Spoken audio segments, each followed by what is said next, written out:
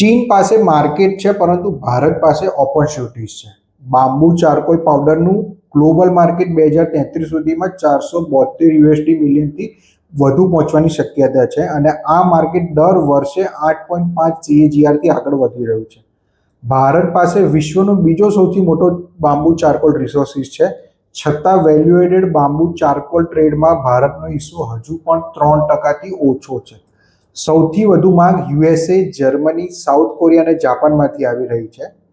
Cosmetic industry એકલી 37%થી વધુ માંગ ઊભી કરે છે.